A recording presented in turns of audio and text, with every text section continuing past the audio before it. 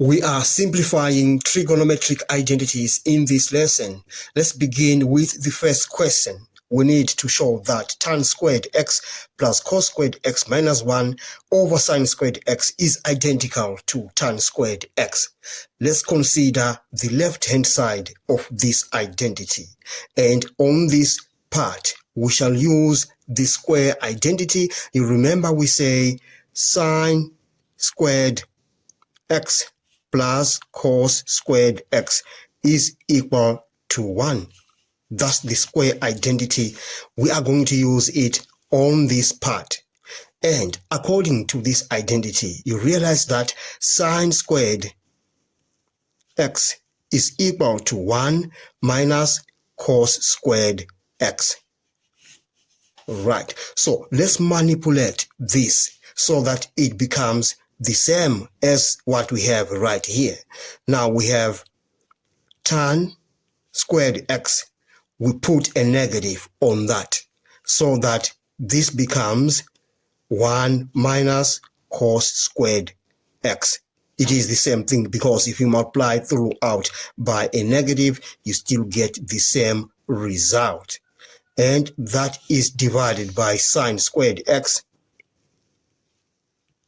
Now we have tan squared x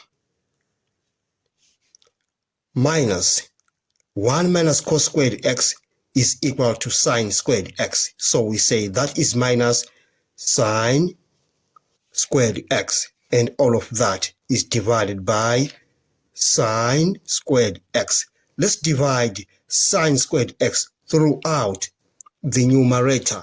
So we are going to have tan squared x over sin squared x minus sin squared x over sin squared x. We get a 1 for that.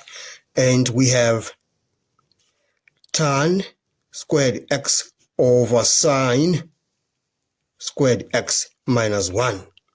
But we know that tan x is equal to sin x over cos x.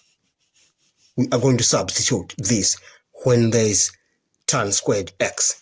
So we have sin x over cos x. Remember, these are squared because we have tan squared. And that is multiplying 1 over sin squared x minus 1. Now, if you simplify this is going to cancel with that.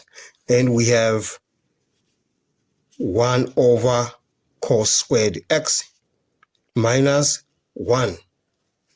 Now, let's use the lowest common denominator to add that fraction. We have cos squared x. On this, we have 1, and we have 1 minus cos squared x. But according to the square identity, you know 1 minus cos squared x is equal to sin squared x. So this becomes sin squared x divided by cos squared x. And we get the answer as tan squared x because tan x is equal to sin x over cos x. Therefore, we have managed to show that the left-hand side of that identity is identical to the right-hand side. We have come to the end of this question. Now let's move on to part B. On the left-hand side, we shall use the double angle formulae for sine and cos. We know that sine 2x is equal to 2 cos x sine x. And we know that cos 2x is equal to 2 cos squared x minus 1. So we are going to use these on the numerators on the left-hand side. But let's just add up these fractions.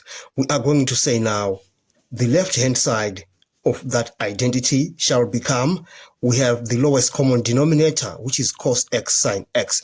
So we have cos x sine x.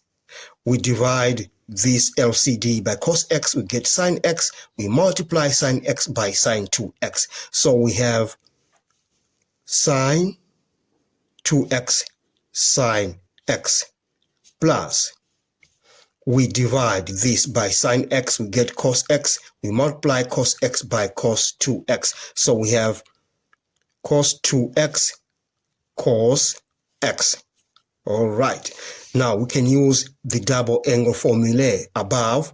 So the left-hand side now becomes sine 2x is that 2 cos x sine x multiplied by this sine x. So we have sine x plus, we have cos 2x, which is the same as that. So we have 2 cos squared x minus 1.